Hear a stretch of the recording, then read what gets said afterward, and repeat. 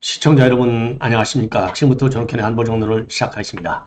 자, 이번 시간에 말이죠. 윤석열 대통령이 이번에 이스라엘 이 중동 정과 관련해서 긴급히 입장문을 내놨습니다.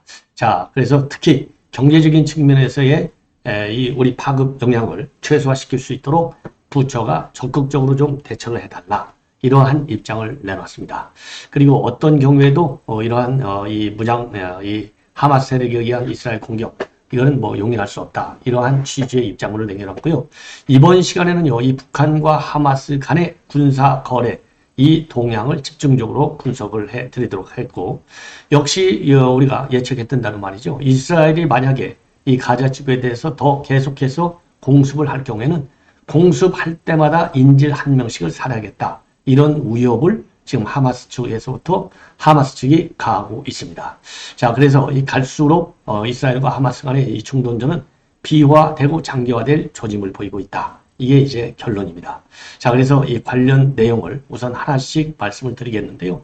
우선 윤석열 대통령 이번 이 사태와 관련해서 교민과 여행객들의 안전 대책을 철저히 준비하라. 그 다음에는요, 경제적인 파급 영향, 특히 이 물가 관리, 왜냐하면 유가가 지금 4% 정도 벌써 이 급등하고 있는 상황 아니겠습니까? 그래서 이러한 이 물가 상승은 결국은 이제 민생 경제에도 상당한 마이너스 영향을 주고, 그리고 이제 결국은 이제 또 고금리 영향도 줄 가능성이 있기 때문에 서민들의 이자 부담도 상당히 커진다. 이런 점을 선제적으로 좀 이 대응을 해야 되겠다. 이러한 지침을 내렸습니다. 자, 그래서 윤 대통령이 오늘 이 관련 지시 내용을 말씀을 드리면요. 자, 국무회의에서 이 발언한 내용인데, 정부는 긴장의 끈을 놓지 않고 대외 불안정 요인에 긴밀히 대응하라. 그래서 민생 어려움이 가중되지 않도록 전력을 다해달라. 그리고 중동 지역의 이 분쟁, 전쟁은 국제 유가 상승을 불러오고 비용 상승 인플레이션으로 우리 물가 부담을 굉장히 가중시켜 왔는데, 우크라이나 전쟁의 중동 사태까지 겹치면서 대외 경제 불안 요인이 커질 수 있다. 이미 금리가 높아진 상황에서 국제 금융시장의 불안이 가중될 경우에는 국내 금리에도 영향을 미쳐서 결국 이 국민들의 이자 부담을 증대시킨다. 이는 결국 고물가와 이자 부담 증가라고 하는 것은 국민들의 실질 소득을 감소시키게 될 것이고, 경제 회복세에도 부정적 영향을 줄 것이다. 특히 우리 경제는요, 세계에서 대외 의존도가 굉장히 높다. 이 점을 강조하고 있어요. 그래서 이제 관련 부처에서 국내외 경제 금융 상황을 실시간으로 모니터링해서 리스크 관리에 철저를 기해달라. 그리고 이번 사태가 전면전으로 치닫고 있기 때문에 교민과 여행객의 안전 대책을 외교부가 중심이 돼서 철저히 준비해 달라. 이렇게 지시를 했고요. 특히 최소한 청소년들의 도박 중독 문제와 관련해서는요, 이런 청소년을 상대로 한 불법 도박 개장은 국가 미래를 좀먹는 악질 범죄다.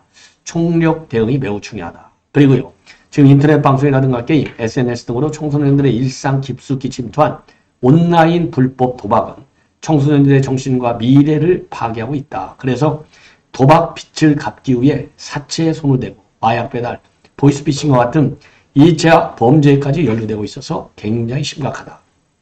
따라서 불법 사이트를 차단하고 중독 상담, 그리고 치료와 같은 범정부적인 총력 대응이 중요하기 때문에 관련 부처가 참여하는 범정부 대응팀을 조속히 출범시켜라.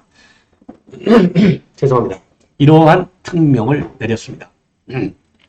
자, 그리고요, 이런 현지 이 전쟁 상황과 전쟁 상황을 이 고려해서 지금 이제 우리 국적기가 말이죠. K2958편인데 두바이 노선에 있는 이 K2958편을 갖다가 이스라엘 텔아비브로 보냈고 10일부터, 그러니까 오늘부터입니다. 일부 귀국행 비행기에 우리 교포 그리고 관광객들이 몸을 실을 예정이다. 그리고 현재까지 인명피해는 없다. 이렇게 밝히고 있습니다. 그리고요, 지금 이제 보도를 보면은요, 양측에서 1,500명 정도의 사망자, 부상자는 6,000명을 넘고, 인질은 이제 본래 초기에는 100명이라고 했는데 지금은 150명을 넘는 것으로 그렇게 알려지고 있습니다. 자, 이번에는요, 이 두 번째 뉴스는 바로 이제 선관위 관련 내용인데요. 중앙일보의 강찬호 기자의 단독 보도 내용이 되겠습니다. 그래서 최근에 말이죠. 지난 5월부터 국가정보원에서 한 너댓 달 동안 집중적으로 보안 점검을 실시했어요. 보안 점검 결과를 국정원이 공식 발표를 했습니다. 이 공식 발표 내용을 보면은요, 우선요, 이 북한 해킹에 뚫렸냐 안 뚫렸냐 이게 이제 핵심이지 않습니까? 그런데 해킹 시도가 선관위에 7차례 지난 2년간 있었지만은 선거망이 있고 업무망이 있고 인터넷망이 있는데요. 이 세 개 망으로 되어 있는데 크게 선거망에 대한 이 공격, 해킹으로 뚫린 내용은 없다. 우선 이렇게 이제 되어 있어요.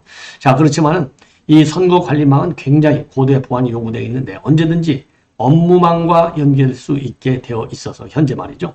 보안 수준이 굉장히 약하다. 그래서 언제든지 북한이 맘만 먹으면 해킹을 할 수 있는, 즉 해킹에 성공할 수 있는 가능성이 굉장히 크다. 그다음에 그리고 방화벽의 보안 강도는 10점 만점이라고 친다면 선관위 경우에는요. 6 내지 7, 즉 60%에서 70% 수준밖에 되지 않는다. 그래서 이게 선거 이 관련 정보망이 여러 개가 해킹 당할 우려가 있다는 것이죠. 자, 그 다음에는요. 그 다음에 이게 이제 가장 큰 문제점이고요. 그 다음에 이제 이 사전투표와 관련해서 특히 선거인 명부 확인, 투표지 발급을 전자적으로 할 수밖에 없는 사전투표의 경우에는요. 해킹 세력이 통합 선거인 명부에 접근해서 데이터를 조작하거나 투표지를 바꿔칠 우려를 배제할 수 없다고 하는 것이 국정원의 지적입니다.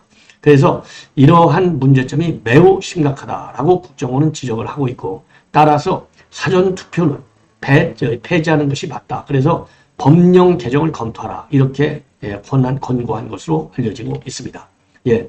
자, 그래서 말이죠. 지금 여권에서는요, 이 사전투표, 이 폐지 문제를 적극적으로 이제 검토할 시점에 와 있는 것 같고, 이러한 국정원의 지적과 관련해서 선관위에서는요, 기술적 취약점만큼은 즉각적으로 보완하도록 하겠다. 예, 그리고 지금 현재까지 이 국정원의 조사를 보면은 북한 해킹에 뚫린 것은 아니지 않느냐. 그런 점에서 다행이다라고 지금 밝히고 있습니다. 예, 그러면서 다만요, 이런 기술적 취약점에 대해서는 이제 완벽하게 해서 내년 4월 선거에서부터 국민들이 안심할 수 있도록 조치를 취하겠다. 이런 입장을 밝히고 있어요. 자, 그래서 지금까지 7, 8번의 시도는 있었지만은 뚫리지 않은 점은 다행이 아닌가 이렇게 생각이 들어요. 그래서 선관위 내부 전산망, 그러니까 이제 그러니까 선거관리 전산망이 있고 업무망이 있고 일반 인터넷망이 있는데 이게 아직까지는 분류되어 있지만은 지금 현재의 구도로 보면 내부 구조로 보면 언제든지 실질적으로 선거관리망이 뚫릴 수 있다는 점을 지적했습니다. 자, 그래서 이런 점은 우리가 철저하게 관리를 해야 될 것이 아닌가 이렇게 생각이 듭니다. 그리고요, 이번 이 이스라엘 하마스의 이 전쟁 행위와 관련해서 매우 우려스러운 행동이 우리 국내에서도 지금 벌어지고 있다. 그래서 노동자 연대라고 하는 이 매체를 보면은요, 팔레스타인의 저항은 정당하다. 그래서 팔레스타인 지지하는 집회를 내일 오후 12시 30분에 이 파이낸스 센터 앞 개당에서 광화문 5번 추가됐죠. 여기에서 열겠다라고 긴급 공지를 하고 있는 상황입니다. 자, 그래서 이걸 보면 말이죠. 우리 대한민국에서도 지금 이 팔레스타인 지지 시위가 언제든지 일어날 수 있고, 지금 미국의 경우에는요, 타임스퀘어 광장의 경우를 중심으로 해서 지금 이제 이 지지자와 반대자들로 지금 서로 대립하는 집회가 열리고 있습니다. 뉴욕 타임스퀘어 광장. 그리고 영국 같은 데서는요, 이스라엘을 지지하는 이런 집회가 기본적으로 많이 열리고 있습니다. 자, 그래서 이제 우리 대한민국의 경우에는 지금 한겨레 신문에서 말이죠. 자, 이 하마스 이스라엘 전면적 위기와 관련해서 하마스를 지지하는, 그리고 이제 미국을 비판하고 이 계기에, 그리고 이제 윤석열 정부를 비판하는 이 만화를 게재해서 논란이 야기되고 있습니다. 그래서요, 이게 이제 앞으로 어떤 미래가 펼쳐지냐? 바로 이겁니다. 자, 하마스의 공격이 비난받고 있는 가운데 중국 견제를 위한 미국의 무리한 외교 정책과 그리고 팔레스타인을 제거해야 할 적으로 본 네타야후의 극우 정책이 일조했다는 지적이 있다. 그러니까 이번 이 중동전의 원인은 바로 이스라엘이 먼저 제공을 했다는 것이죠. 그 이스라엘이 제공하게 된 원인은 바로 미국 추종 외교, 그렇죠? 그 다음에 네타냐후의 극우 정책, 요것을 원인으로 돌리고 있는데, 이 비판의 이 프레임을 그대로 우리 윤석열 정부에 적용하고 있어요. 그래서 하마스 공격 대신에 북한의 공격, 그렇죠? 그 다음에 이제 팔레스타인 대신에 북한, 네타냐후 대신에 윤 정부, 이거를 치환하고 하면서 공격을 하고 있습니다. 자, 그래서요, 이 일러스트를 보면은 북한의 공격이 비난받고 있는 가운데 중국 견제를 위한 미국의 무리한 외교 정책과 북한을 제거해야 할 적으로 본 윤 정부의 극우 정책이 일조했다는 지적. 그래서 지금 한반도의 이 안보 이 위기 사태에 윤석열 정부와 그리고 이 미국 바이든 정부가 있다. 책임이 있다.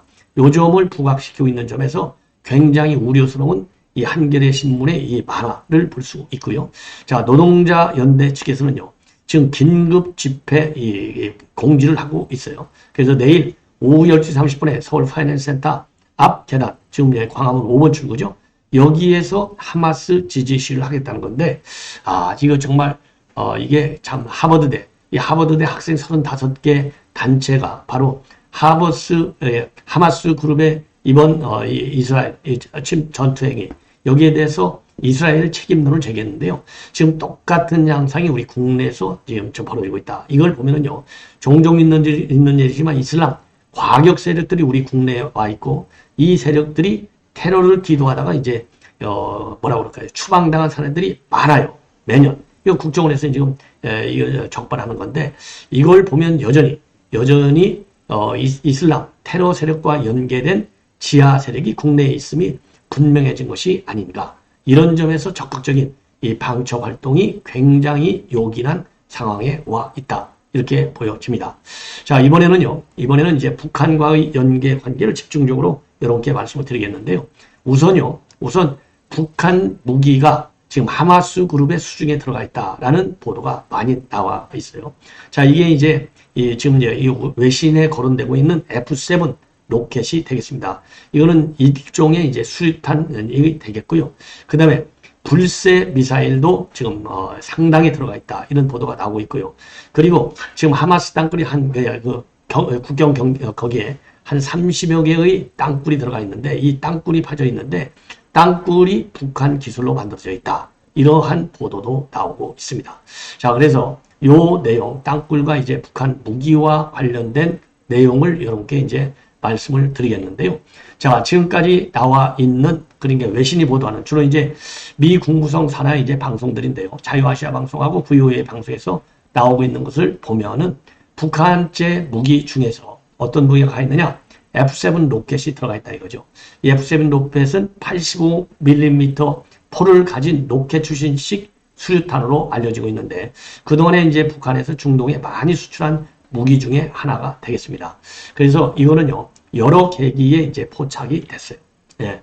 그리고 이러한 이 무기, 이 밀거래와 관련해서는 미 국방정보국 출신인 브루스 벡톨 엔젤로 주립대 교수도 RFA 방송에 밝히고 있습니다. 그래서 이전부터 하마스가 이란을 통해서 북한으로부터 F7을 제공받은 것은 잘 알려져 있는 것이다. 그리고 북한은요, 이 하마스의 F7 로켓뿐만 아니라 대전차 미사일은 불새도 제공한 것으로 알려지고 있고, 이 상황이 악화되면 하마스는 이 불새 미사일도 활용할 가능성이 상당히 크다.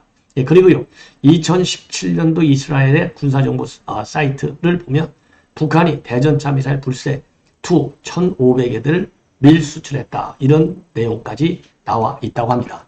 그리고요, 북한과 하마스 간의 무기 커넥션과 관련해서 이 벡톨 교수는요, 2014년도에 북한과 하마스가 무기 거래를 했는데, 계약 내용을 보면 하마스가 북한에 수십만 달러를 지불하고 북한은 107mm하고 122mm 다연작 로켓 발사기하고 로켓, 그리고 통신 장비를 제공하는 계약을 맺었다. 이렇게까지 나와 있어요. 자, 그래서 당연히 북한이요, 국제적인 이 테러 세력들에게 무기를 극비리에 제공하고 있다. 이런 보도가 여러 차례 나온 바 있는데, 이번 하마스도 예외가 아니다. 라고 하는 점을 우리가 지금 알게 된 것 같고요. 그 다음에 땅굴도 마찬가지입니다. 자, 그래서 여러 정보 자료를 통해서 이 북한이 지금 가자 지구에 건설해 놓은 땅굴, 한 30여 개의 땅굴 네트워크가 있는데, 여기에 기술과 인력, 자재를, 장비를 지원했다. 이렇게 지금 알려지고 있어요. 예. 그래서 이스라엘 군에서 확인한 바에 따르면 2014년도에 하마스가 30여 개의 땅굴 네트워크를 확인했는데 그때 땅굴의 배치 형태, 구조로 볼 때 비무장지대에서 발견된 북한 땅굴과 거의 흡사하다는 것이 하다는 겁니다. 그리고요, 헤즈볼라가 구축한 지하 이 땅굴 가운데서도 지금 이 가자 지구에 하마스 그룹이 파놓은 땅굴하고 구조가 거의 비슷하다는 것이죠. 그리고요, 2021년도 이 보고서에 보면 헤즈볼라도 2014년도에 북한하고요, 1,300만 달러 계약을 맺고 자재와 굴착 기술을 넘겨받았다. 이렇게 보고하고 있고요. 그리고 이제 미 의회 조사국에서도 북한이 이 땅굴 일꾼을 갖다가 외교관으로 위장시켜서 땅굴을 활용하는 방법을 이 조언해 온 것으로 그렇게 알려지고 있어요. 그래서 다시 한번 이 중동 이 테러 세력의 북한의 이 무기 공급 사실이 다시 한번 이제 확인이 되는 계기가 된 것이 아닌가 이렇게 생각이 듭니다.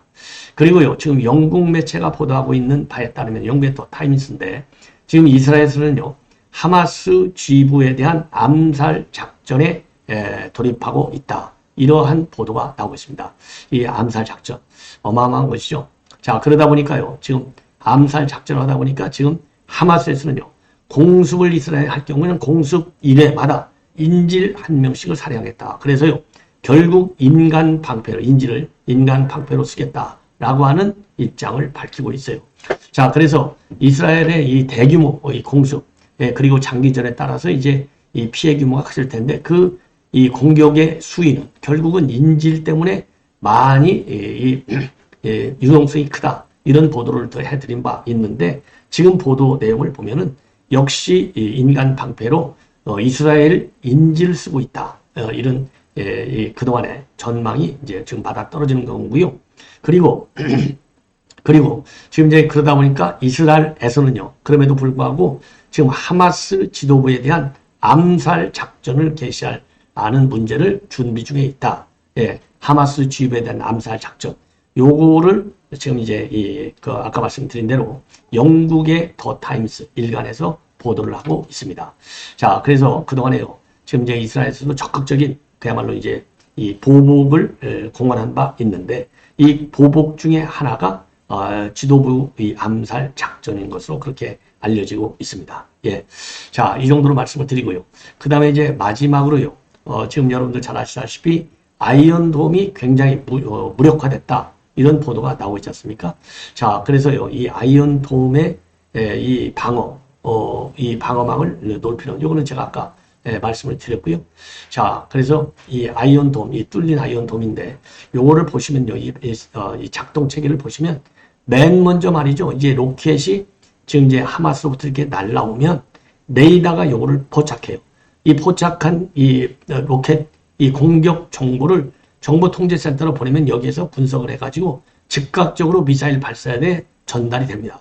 그럼 미사일 발사대가 이제 바로 이 요격 미사일을 발사해서 실질적으로 이제 요격까지 하게 되는데 요 과정에서 한 시간에 말이죠. 이게 보통 시간당 한 말아봐야 한 200~300대 이 발사 이걸 가정하고 요거를 요 정도의 규모의 공격을 요격하는 체계로 되어 있는데 1시간에 5,000발이 오니까 이게 맞으면 이 요격을 할 수가 없는 겁니다. 그래서 이 아이언돔이 만능이 아니다. 이번에 이제 우리가 보게 된 것이죠.